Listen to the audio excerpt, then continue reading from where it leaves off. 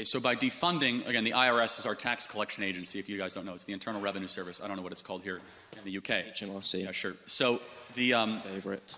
The equivalent is, number two, that you're not totally wrong about one portion of this, which is that more agents do equal more revenue. You have to have a tension, though, of do you want to grow the IRS by 87,000 extra agents, which Joe Biden did. He's trying to peel that back. Do you believe in or do you know the Laffer curve? Are you familiar with it? I can't say. It's a belief that when you lower taxes, you can actually increase revenues because compliance goes up and economic growth goes up. We saw this in the United States during Ronald Reagan, during a massive tax cut. Again, it's called the Laffer curve.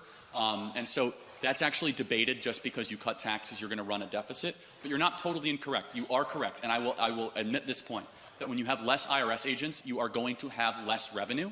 And I think that it's a good thing generally to have less IRS agents looking into the particulars of Americans. And we have a history over the last 10 years right now. Actually, the richest Americans. Well, not necessarily. That's the thing, is that the richest Americans actually are able to hire the tax attorneys and the accountants to get through IRS issues and get to settlement. What we see in the data is it actually ends up with middle-class Americans because they do not have the same infrastructure to deal with a very intense IRS agent. All right, I'm going to say one last thing if they're taking too much of your time. I think it is interesting to suggest that Donald Trump is the only president that is going to raise taxes on the ultra-wealthy. I've already pointed out the potential flaws in that.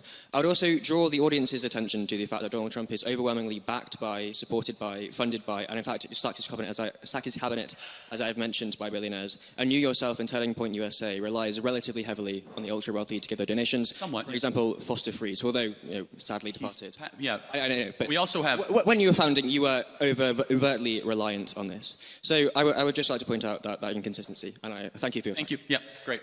Thanks. Marvelous. Thank you. A very, very short question.